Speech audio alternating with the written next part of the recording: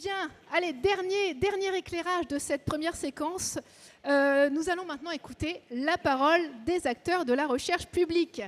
J'appelle sur scène 3 mastodontes du monde de la recherche pour les secteurs de l'énergie, du numérique et de la santé. Hervé Dévaux, Bruno Sportis et Norbert Weil. Si vous voulez bien me rejoindre.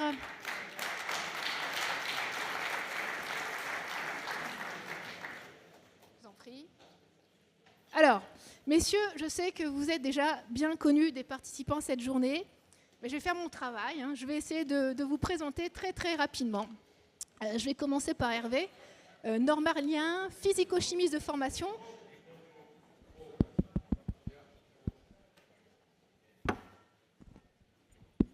C'est mieux? Ok. Donc je reprends pour Hervé, normalien, physico-chimiste de formation. Hervé est directeur délégué au programme du CEA depuis 2019. D'abord chercheur au CEA. Il a développé des travaux en physique et chimie avant de prendre des responsabilités de pilotage scientifique au sein de l'Institut IRAMIS, qu'il a dirigé de 2013 à 2019. En tant que directeur délégué au programme, il contribue aujourd'hui à la définition et à la cohérence des programmes de recherche du CEA, du nucléaire aux énergies bas carbone, en passant par le numérique et les technologies du vivant. À l'échelle nationale, mais aussi à l'échelle européenne, et on en parlera tout à l'heure, il est l'un des artisans du dialogue entre recherche fondamentale, grand équipement et besoins de l'industrie. Bruno Sportis est le PDG de l'INRIA depuis 2018. Diplômé de l'école polytechnique et des ponts et chaussées, ingénieur général du corps des ponts. Il est docteur en mathématiques appliquées. Après un parcours de chercheur sur la modélisation numérique de phénomènes environnementaux, il a occupé de nombreuses responsabilités à l'interface entre recherche, innovation et action publique, direction du transfert et de l'innovation à l'INRIA, conseiller numérique de la ministre de l'Enseignement supérieur et de la Recherche, expert auprès de la Commission européenne. À la tête de l'INRIA, Bruno porte une vision articulant excellence scientifique, soutien au deep tech et renforcement des coopérations avec les entreprises, mais aussi avec les autres organismes de recherche et de transfert, comme le CETIM. Merci Bruno. Et enfin Norbert, le professeur Norbert Weil est professeur à Aix-Marseille Université, directeur général de l'Institut Paoli-Calmettes. J'utiliserai peut-être l'acronyme IPC, vous m'en voudrez pas tout à l'heure. L'Institut Paoli-Calmettes, c'est le centre de lutte contre le cancer de Marseille.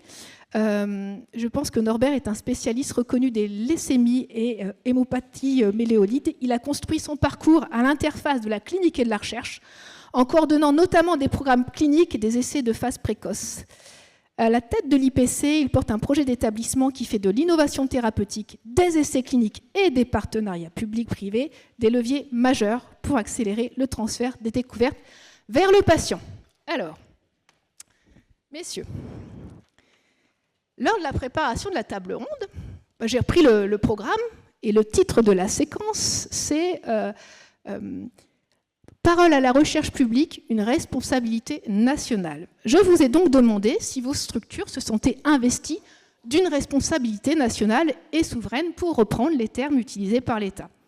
Et là, vous m'avez répondu que cela dépendait de l'interprétation qu'on donnait à cette phrase. Est-ce que vous pouvez tous les trois nous préciser votre compréhension de la mission qui vous est confiée? Bruno, je vous propose de démarrer. Merci Hélène. Bonjour à toutes et à tous et merci à la NRT de m'avoir invité à cette table ronde. C'est vraiment impressionnant de voir autant de personnes sur ces sujets qui sont passionnants et qui sont aussi difficiles. Donc merci à la NRT d'avoir organisé ça. Puis c'est l'occasion de revoir des têtes connues aussi, ça fait plaisir. Oui, quand on avait préparé cette table ronde, parce que ça a été préparé, je suis désolé, mais je vous l'avais dit, donc, on s'est à un moment posé la question de la finalité derrière la recherche partenariale, derrière ces partenariats publics-privés entre monde de la recherche publique et monde de la recherche privée. Et ça, c'est vraiment... Moi, je considère que c'est vraiment une question de fond pour déterminer ce qu'on va faire les uns les autres, comment on va exercer des responsabilités nationales, les collègues et pour les établissements qui les concernent, ou INRIA en ce qui me concerne. Et je trouve qu'il y a souvent, à titre personnel, un impensé sur ces sujets de partenariat public-privé dans la recherche. C'est pourquoi on fait ça. Et si j'étais un peu caricatural, je dirais que si on le fait pour avoir des financements pour la recherche, ou si on le fait pour avoir un impact économique, c'est une vision un petit peu caricaturale, ça n'a pas les mêmes conséquences. Et ça, je pense que c'est vraiment extrêmement important qu'on soit tous très clairs, et notamment côté public, sur ce qui est visé comme finalité. Moi, je pense que le sujet numéro 1 dans le domaine qui me concerne, c'est l'impact sur le tissu économique national, que ce soit le tissu des acteurs du numérique qui se rassemblent autour d'une filière, notamment avec un comité stratégique de filière qui vient d'être lancé, logiciels et solutions numériques de confiance, ou que ce soit à destination d'un tissu d'entreprise manufacturière. On a souvent l'occasion d'en discuter, Hélène, dans vos autres fonctions pour les industries mécaniques, qui a besoin de monter en gamme, désolé de ce terme un peu vintage, par le numérique. Et donc la finalité numéro 1, c'est l'impact sur un tissu économique, et ça a des conséquences sur ce qu'il faut déployer. Impact ou empreinte ? Alors, de toute façon, la question qui est posée, c'est comment, une fois qu'on a dit ça, comment on mesure un impact sur un tissu économique. Donc ça, c'est extrêmement difficile. Je ne suis pas économiste, il y a beaucoup d'études qui existent sur le sujet. Ça n'a rien à voir d'un domaine à un autre. Il y a des domaines que tu connais bien, Hervé, qui sont beaucoup plus structurés qu'un domaine numérique qui est par définition extrêmement foisonnant. Donc oui, il faut des métriques. Moi, je pense par exemple que le transfert des compétences, les mobilités des cerveaux dans le domaine qui est le mien, le numérique, c'est un impact absolument majeur et ça peut se mesurer. Je pense que les acquisitions de start-up technologiques issues de la recherche publique et achetées par des entreprises françaises, c'est un autre type d'impact. Et puis évidemment, il y a l'interface R&D, des partenariats de R&D entre acteurs publics et acteurs privés. Oui, donc ça doit se mesurer. C'est un sujet sur lequel on a encore beaucoup à faire pour être objectif. Merci Bruno. Hervé, je vais vous poser la même question. Alors, responsabilité nationale, on dit aussi souvent responsabilité nationale et souveraine. C'est un mot sur lequel vous avez aussi réagi lors de la préparation. Donc. Oui, alors, donc d'un point de vue responsabilité, je dirais que la recherche partenariale, le transfert, la création de valeur économique, comme Bruno le disait, c'est au cœur des objectifs de la mission du CEA. C'est vraiment notre fondement. Alors ça se voit, hein, je veux dire, je crois qu'on pèse 35% de la recherche partenariale française, alors qu'on fait que 6 à 8% des forces. Alors, en fait, quand nous, on est assez souvent dans la notion de benchmark européen, c'est aussi pour ça que Hélène, vous avez fait la remarque de l'Europe, on a tendance à se présenter sous la forme d'un RTO, donc un organisme de recherche et de technologie, je tiens bien aux deux termes. Donc on fait partie de l'association, il y en a d'autres en Europe, puis dans le monde. Et pour revenir à cette notion de création de valeur économique, ces RTO, on s'est mis ensemble pour essayer de calculer l'impact. Alors, il y a des études, alors je pourrais citer les résultats. Un des derniers résultats qui ont été obtenus, c'est que typiquement, pour un emploi dans un RTO, il y en a 5 dans le milieu économique. Pour 1 euro investi dans les RTO par l'État, l'État en récupère 2. Donc voilà, notre cœur d'action, c'est vraiment ce lien entre l'académique, la recherche académique et le monde industriel. C'est le cœur du fonctionnement des RTO, je pourrais y revenir plus longuement.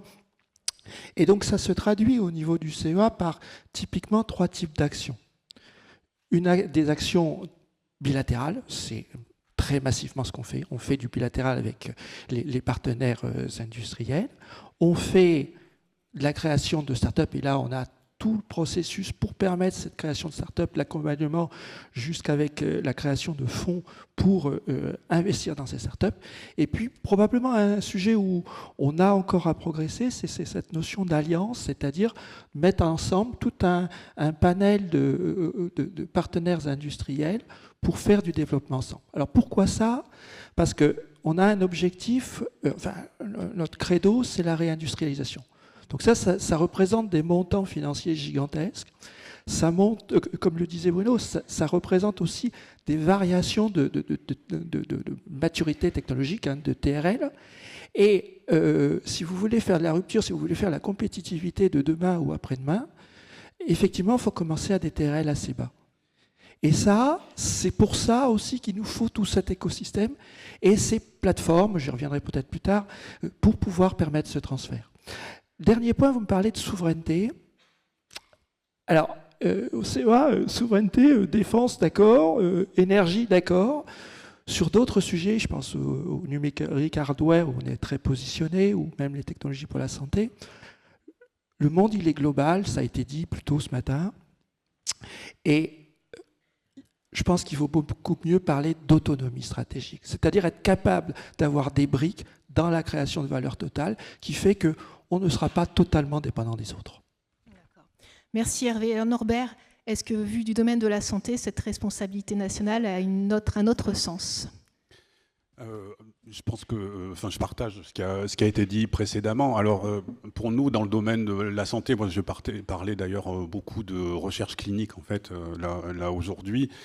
Le sujet est un sujet, je pense, de compétitivité. La recherche qu'on pratique, elle est partenariale par nature.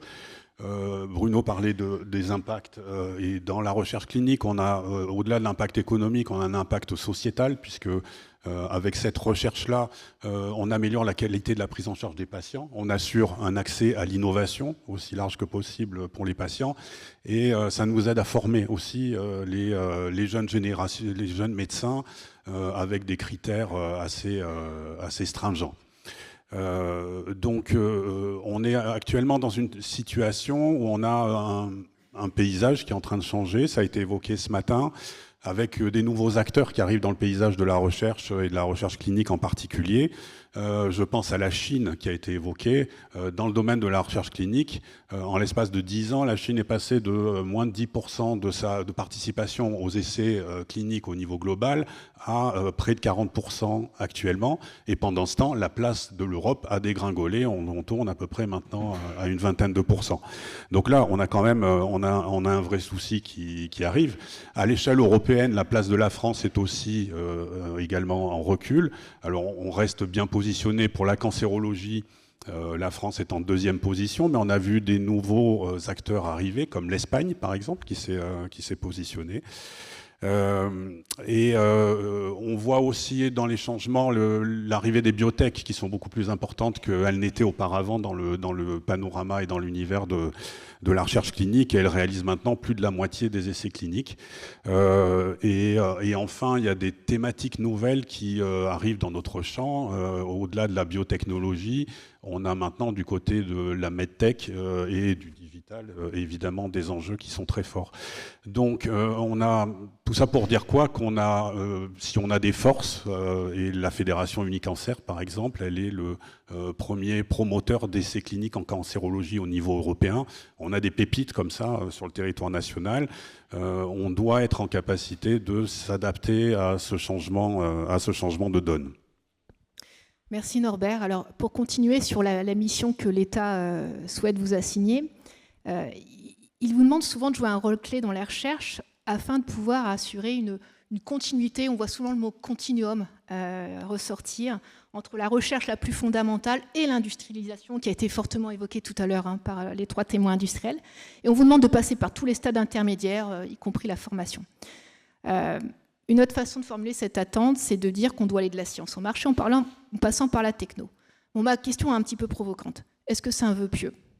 Surtout dans un pays comme la France, où on pourrait avoir l'impression qu'on a une préséance pour la recherche fondamentale, peut-être plus noble, en tout cas plus centrée sur des publications, plus libre de contrôle, par opposition à une recherche appliquée, peut-être plus terre-à-terre, subordonnée aux besoins, au marché, au CA, au ROI, et donc au contrôle des entreprises. Qu'est-ce que vous en pensez ? Qui veut se lancer, peut-être Hervé ? Alors, notre vision de ce milieu, c'est qu'en fait, il y a 3 axes. Il y a un axe science, un axe technologie et un axe usage. Quand on parle de recherche fondamentale, en fait, on parle de connaissance, on parle de l'axe science. Et ça a été dit tout à l'heure dans les intervenants au niveau des industriels, quand il faut monter en maturité, il faut de la technologie. Et donc vous avez un échange en permanence entre la science et la technologie. Et je pense, moi, d'un point de vue du CEA, on est sur ce plan, science et techno. Et après, un organisme même comme le CEA, qui fait beaucoup de recherche partenariale, pour aller vers l'usage, c'est un investisseur, c'est un entrepreneur, et là, c'est le jeu des entreprises. Donc, on a ces trois axes qui discutent et qui dialoguent. Et la façon dont nous voyons côté CEA la capacité à discuter avec tout ça, c'est typiquement avec des associations, et notamment les associations industrielles, notamment au niveau européen. Et donc, en fait, c'est comme ça qu'on discute, qu'évidemment, ensuite, on se rend compte que pour pouvoir passer une idée vers une techno et un échange pour aller vers un usage, il va falloir des plateformes, des infrastructures. Évidemment, c'est la position des RTO. Les RTO exploitent des grosses infrastructures, ça coûte cher, bien sûr, mais ça permet l'accélération, et ça a été dit tout à l'heure dans les exemples. Voilà, donc pour nous, ce problème de la recherche fondamentale est meilleur. En fait, on ne l'a pas, parce qu'on n'a qu'un seul statut, on est des ingénieurs-chercheurs, on a fait plus de sciences, puis plus de techno, puis on vient de l'un vers l'autre. Voilà. Merci Hervé. Ça a été évoqué un petit peu tout à l'heure, on a parlé de TRL, qui était une façon peut-être de segmenter la recherche. Est-ce que ça vous semble être la bonne unité? Je ne sais pas, Bruno et Hervé, Bruno, Norbert, je vous laisse répondre. Je vais rebondir. Moi, je crois qu'il est vraiment important, je vais enfoncer des portes ouvertes, sur des sujets comme les partenariats publics-privés, la recherche, l'innovation, les dynamiques de transfert. C'est vraiment une porte ouverte. La donne est, et je pense qu'il y a plein de personnes dans la salle dont c'est le quotidien, donc ils voient très bien de quoi je parle. Il n'y a pas de jardin à la française, en fait. Et suivant les domaines dans lesquels on est, les dynamiques n'ont rien à voir pour des raisons de cycle de vie d'innovation, de contraintes, on va dire, qui contraignent un domaine économique, d'acteurs, d'écosystèmes, de cycle en temps. Voilà. Donc pour plein de raisons, il n'y a pas de jardin à la française sur ces sujets. Les dynamiques, je parle sous ton contrôle, qui ont lieu dans le secteur de l'énergie nucléaire, de la microélectronique, ça n'a juste rien à voir, je parle sous votre contrôle, avec celles de certains domaines de la santé qui en plus n'ont rien à voir les uns avec les autres, et c'est encore moins rien à voir avec le logiciel. En France, où on est un pays quand même très cartésien, on a parfois tendance à enfermer dans des cases, et je comprends pourquoi, et à avoir des référentiels un petit peu normés, alors qu'en plus, à cette dynamique des domaines se rajoute l'hétérogénéité selon les cibles qu'on adresse. Et selon qu'on travaille avec un grand manufacturier qui a des énormes départements de R&D internationalisés, un acteur du numérique, je parle d'INRIA, une PME biotech ou une start-up qui édite un logiciel, ça n'a juste rien à voir en fait. Et donc, les référentiels, je pense que c'est extrêmement important, notamment quand on parle d'investissement public pour avoir des dispositifs, pour promouvoir, et c'est le serpent de mer, et avoir beaucoup plus d'impact sur le monde économique de ce qui est fait en recherche. Dans le numérique, par exemple, on a souvent eu l'occasion d'en discuter, l'échelle TRL, moi c'est ce que je pense, n'est pas pertinente. Parce que dans le numérique, le passage de la recherche de très haut niveau qui a eu dans un laboratoire, qui parfois d'ailleurs appartient à une entreprise, les plus grands laboratoires académiques mondiaux, ils sont chez des acteurs qui sont les GAFAM, en clair, pour ne pas les nommer. Donc, avoir une vision, il y a de la recherche très fondamentale, il y a de la recherche moins fondamentale, de la recherche appliquée, un démonstrateur, et au bout, il va y avoir quelque chose, ça n'existe pas. Parce qu'il y a soit de la recherche de très haut niveau qui fait une rupture, elle est au contact d'applications, d'usages, pour reprendre un mot que tu as utilisé, d'investisseurs aussi, parce qu'il y a quand même 1 euro pour la recherche, il faut 100 euros pour passer à l'échelle. Ça crée éventuellement une start-up ou ça passe dans une entreprise. Ça peut revenir 2 jours après dans un laboratoire académique parce qu'il y a un vrai verrou et ça marche comme ça. Et donc c'est une dynamique dans le numérique, de mobilité, d'interface. Il n'y a pas de jardin à la française. Et donc ça veut dire qu'on doit avoir des dispositifs, me semble-t-il, pour promouvoir ces dynamiques qui doivent être capables, désolé du terme, d'encaisser de l'hétérogénéité et ne pas normer si on veut avoir un vrai impact. Merci Norbert. Oui, alors effectivement, l'échelle TRL dans mon monde, donc celui de la recherche médicale et des essais cliniques, effectivement, sont particulièrement peu adaptés. Donc il y a un débat à l'intérieur de la communauté médicale éventuellement pour proposer une adaptation, une révision des échelles, parce que, comme vous l'avez dit, on aime bien les échelles, donc c'est quand même plus pratique, mais encore faut-il qu'elles soient appropriées. Après, on a également, pour montrer la diversité, effectivement, dans le monde du médicament, par exemple, on a vu un mouvement inverse à celui que vous décrivez, c'est-à-dire que la recherche est sortie progressivement des big pharma pour revenir pour aller vers des startups qui sont elles-mêmes issues du monde académique. Donc on voit bien que selon les disciplines, effectivement, il y a des mouvements qui peuvent être quasiment contradictoires.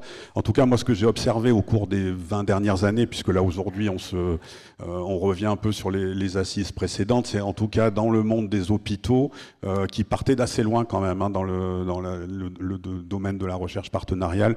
On a vu une vraie évolution et une intégration qui s'est faite de mieux en mieux. Pour donner quelques exemples, par exemple la Fédération Unicancer s'est dotée il y a une quinzaine d'années d'une filiale qui s'appelle Matwin. Donc il y a pour objet cette filiale d'accompagner en fait les créations de start-up, d'accompagner les chercheurs avec du coaching, de la mise en relation avec des industriels. Et on a de plus en plus de nos établissements qui eux-mêmes ont créé leur propre filiale. Je pense à l'Institut Gustave Roussy par exemple, avec Gustave Roussy Transfert, l'Institut Curie, l'ICEO à Nantes et prochainement l'Institut Paoli Calmette à Marseille. Donc on est tous embarqués dans cette dynamique. Merci Norbert. Alors voilà la question sans langue de bois de la séquence. Au nom de la simplification et de l'efficience, c'est ce qu'a dit le ministre tout à l'heure, l'État a choisi de faire évoluer les outils et les dispositifs de soutien à la recherche. C'est notamment le cas pour le label Carnot. Alors, qu'est-ce qu'il a dit tout à l'heure? La rénovation Carnot. Pour le CIR, qui a beaucoup bougé ces dernières années, tandis que de nouvelles structures de gouvernance, comme les PEI, sont créées avec peut-être une expérience industrielle plus modeste, ou encore en devenir. Quelle appréciation vous portez sur ces évolutions au regard des objectifs affichés et des besoins de notre pays? Qui veut démarrer sur cette question sans filtre? Allez Bruno, je vous regarde. Ça n'avait pas été préparé lors de la préparation. Non, moi, je vais être cohérent avec ce que j'ai dit tout à l'heure. Il y a une grande diversité de domaines et de voies pour VOIE pour être capable d'avoir un impact sur ces partenariats publics-privés. Moi, d'ailleurs, je préfère utiliser le terme de partenariat public-privé que de recherche partenariale stricte. Donc, parmi ces voies, on a, je ne sais plus, je devrais le savoir, plus d'une quinzaine, de vingtaine d'années de retour d'expérience sur les instituts Carnot qui ont joué un vrai rôle, qui jouent un rôle. Beaucoup d'entre nous, INRIA est un institut Carnot, évidemment le CEA en a plusieurs. Il y en a beaucoup représenté. Et donc les instituts Carnot, ils ont joué un rôle dans cette dynamique publique-privée. Il y a d'autres voies qui existent aussi. Moi, je vais donner deux exemples. C'est des exemples assez récents. Moi, je trouve que c'est des dynamiques intéressantes. Cette semaine, Walix, j'ai vu tout à l'heure Jean-Luc Bella, que j'ai connu dans d'autres fonctions pour ma part autour de la dynamique du pôle de compétitivité systématique sur le plateau de Saclay. Walix, qui est une belle entreprise de la cybersécurité française, a annoncé cette semaine l'achat d'une start-up qui a fait tout le cycle issu de la recherche publique. Il y a eu de la recherche de très haut niveau à l'Université de Rennes. Vous parliez des PEI, donc avec un ancrage dans une dynamique universitaire où les universités jouent un rôle absolument majeur pour l'innovation. Ça a été accompagné par des outils de création de start-up issus de la recherche publique, en l'occurrence INRIA Startup Studio. Et puis 2 ans après, c'est acquis par Walix. Ça, ce sont des dynamiques qui sont extrêmement intéressantes, qui complètent les dynamiques autour de celles qu'on peut avoir en recherche partenariale, comme celle des instituts Carnot. Tu parlais de souveraineté tout à l'heure. Là, on est au cœur de dynamiques de souveraineté, parce qu'on a de la consolidation par un acteur français.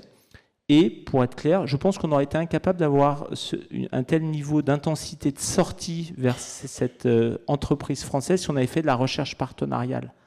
Donc, ce que je veux dire, c'est il faut soutenir la recherche partenariale. C'est extrêmement important en termes de mobilité de compétences, en termes de capacité à se confronter, on va dire, à des applications, à des sujets posés à l'échelle. C'est important pour les entreprises, et ce n'est pas la même chose pour un grand groupe qui a un département de R&D ou pour une PME. Moi, j'ai dirigé une ETI du monde de la santé. La problématique est complètement différente par rapport à la recherche publique que d'autres acteurs. C'est important d'être confronté à la recherche publique pour ces acteurs. On fait l'expérience avec le CETIM, si vous me permettez de l'évoquer, Hélène autour d'un partenariat entre INRIA et CETIM où INRIA n'est pas dans sa zone de confort.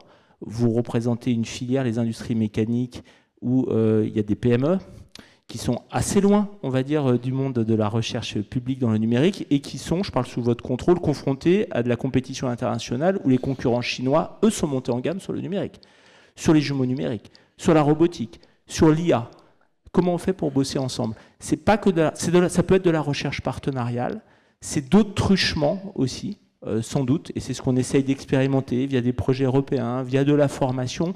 Donc ce que je veux dire, c'est qu'un paysage de public-privé, pour la recherche, il doit être foisonnant. La recherche partenariale, c'est super important. Les instituts Carnot, c'est un outil qui a été performant, qui est performant, et il y a tout un environnement avec lequel il faut qu'on s'articule. J'ai donné des exemples. On ne peut pas travailler par couloir sur ces sujets. Moi, c'est ça mon message. Hervé Norbert, vous voulez également réagir? Oui, moi je crois que c'est vrai que ça a été beaucoup dit. On a besoin pour certains dispositifs de les inscrire dans la durée pour en mesurer les effets.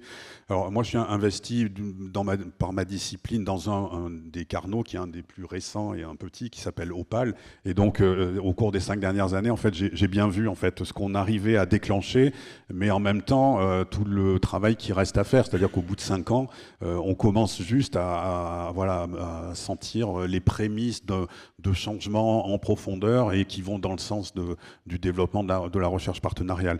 Donc ça, c'est clair qu'il faut continuer à creuser le sillon, c'est important. Il faut faire évoluer, parce qu'on l'a dit, le monde change, et si on reste figé sur les standards d'il y a 20 ans, du bon vieux temps, on ne sait pas très bien s'il était si bon que ça d'ailleurs, on risque de rater des opportunités.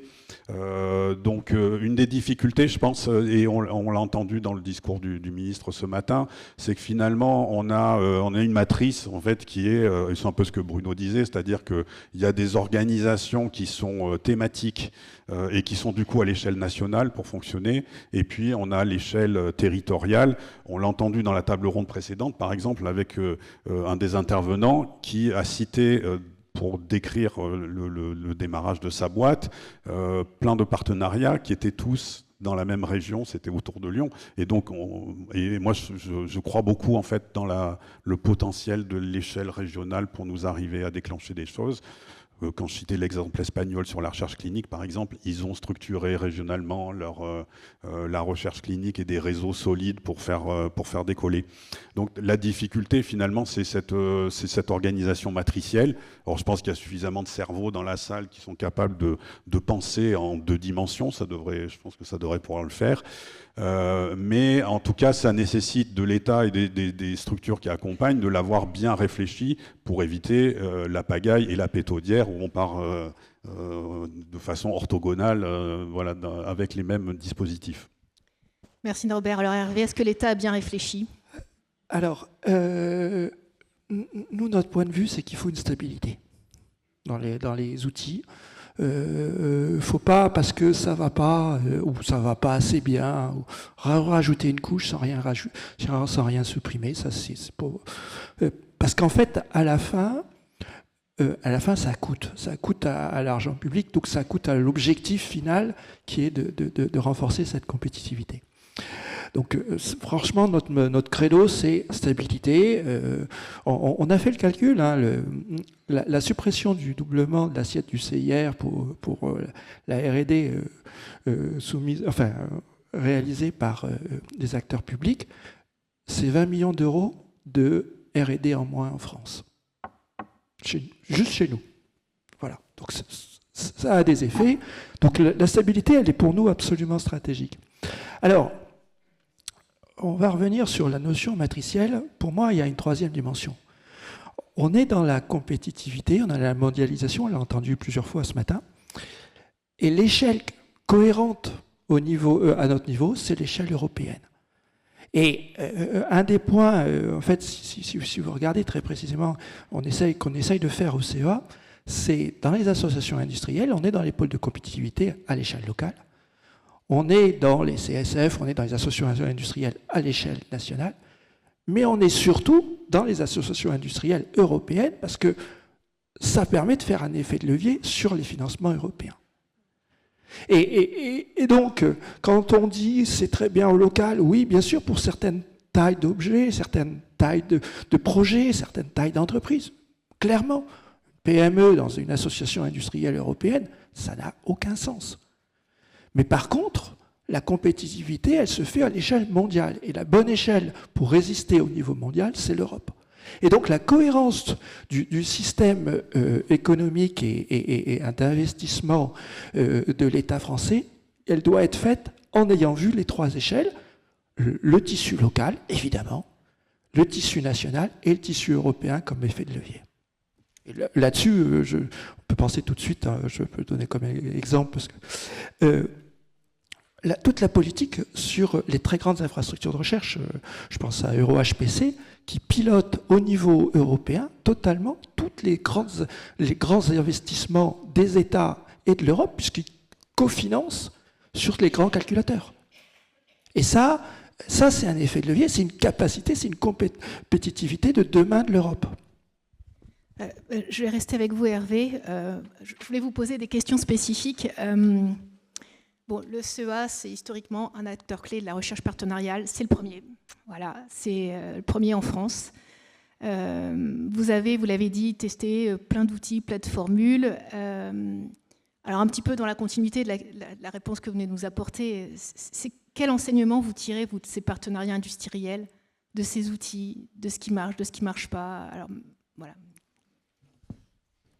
Alors, donc j'ai essayé un peu de le dire au départ. Bon,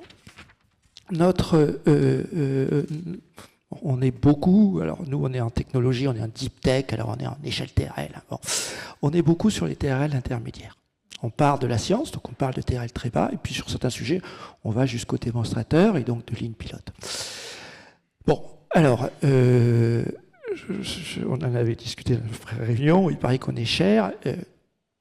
Un point clé, quand on fait de la recherche partenariale, on n'a pas le droit à l'aide d'État, indirecte, donc ça veut dire qu'on facture et on facture au coût complet. Et quand, donc je suis, on est aussi dans les pôles, dans certains sites universitaires, et ça c'est un discours que je tiens en permanence. Il faut être capable, côté académique, de facturer le coût complet. Donc être capable d'avoir une comptabilité analytique pour facturer. Bon. Donc ça, c'est le bilatéral. Il y a les startups. Les startups, là, ça veut dire que vous êtes capable de financer la maturation.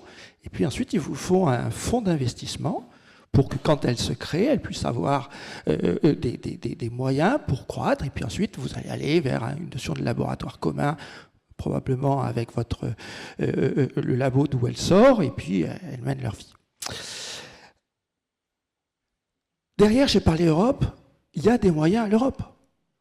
Et donc, quand vous avez un bilatéral avec un industriel, pourquoi on fait du bilatéral? C'est pour en fait leur réserver la propriété intellectuelle des brevets. Le CEA est le premier organisme déposant des brevets en Europe. On leur garantit le domaine et le produit. Donc une capacité à avoir une compétitivité demain. Si vous êtes à bas TRL, vous pouvez avoir de l'aide financière. Et aujourd'hui, il y en a à l'Europe. Donc, on y va avec eux en Europe. Et puis, quand ça devient plus proche du produit, il faut qu'ils gardent une propriété propre. Et donc, on va aller dans le bilatéral. Et là, le dossier où on sait qu'on a encore à progresser, même si on fait des choses, hein. L'IRT Nanoelec est un exemple, ou l'ITE INES2S, c'est dans la notion d'alliance. C'est-à-dire de mettre ensemble différents acteurs, des grands groupes, mais aussi des PME, des ETI, autour d'un développement où chacun apprend, accroît ses connaissances, commence à préparer des produits. Quand on va passer aux produits, là, il fait de nouveau, il faut séparer. Si on regarde nos partenaires européens dans le RTO, donc les autres RTO, certains sont beaucoup plus présents que nous le sommes sur ces alliances, et ça fait partie des sujets qu'il faut qu'on développe.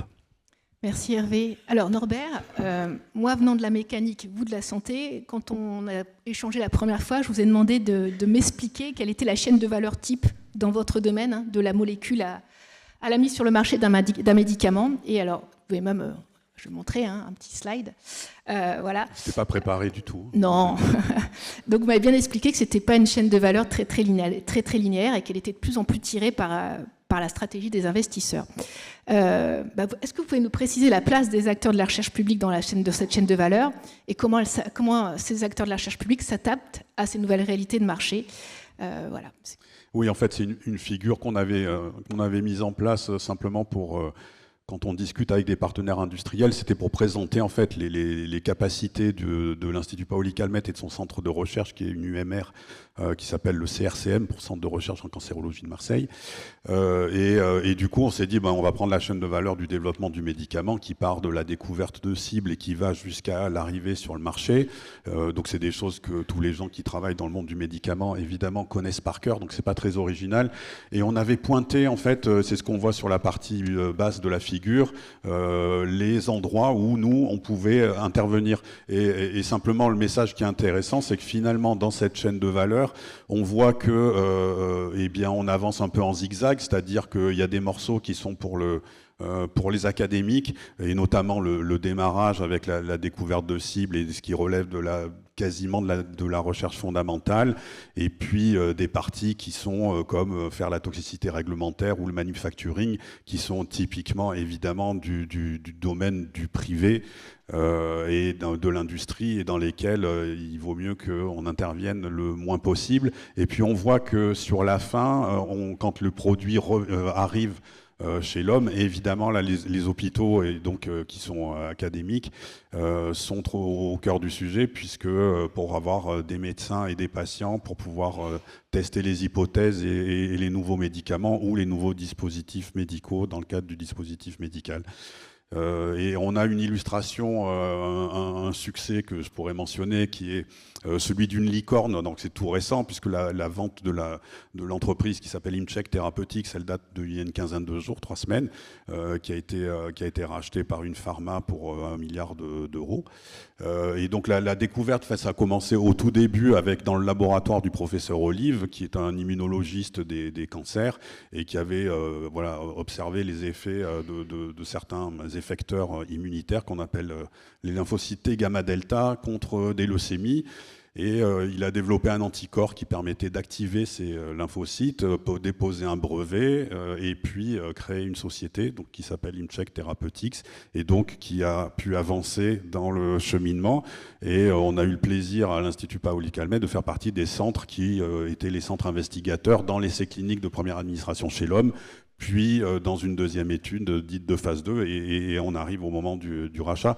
Donc là on voit que quand ça marche, c'est quand même assez exceptionnel, puisque là on a même les patients ont contribué au début parce qu'on a utilisé leurs cellules pour tester les différentes hypothèses, et il y a un retour vers le patient qui est un nouveau médicament dont on espère qu'il puisse changer la donne dans le traitement de certains cancers. Merci Norbert. Alors Bruno, moi quand on m'a dit Bruno Portis à la table ronde, j'ai dit il faut que je parle d'IA. Parce qu'on dit que l'IA est au cœur de la transformation numérique des entreprises. Je crois que les 3 premiers speeches de la journée ont parlé d'IA. Et vous-même, vous avez affirmé récemment que l'IA était sortie des laboratoires et que le défi, c'était plus trop la recherche fondamentale, mais l'appropriation en masse par les entreprises. Et d'ailleurs, vous êtes mandaté parce que quand on lit le rapport Hoffman qui vient de sortir, on dit c'est l'INRIA qui va le faire. Donc comment la recherche publique, et en particulier l'INRIA, peut accélérer la mutation numérique des entreprises et l'adoption de l'IA, notamment pour les PME?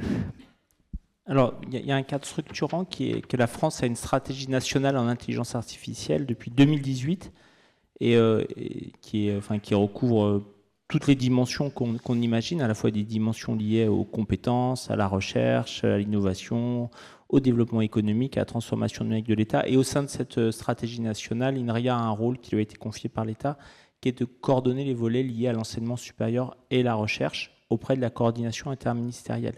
Donc c'est dans ce cadre-là qu'on intervient.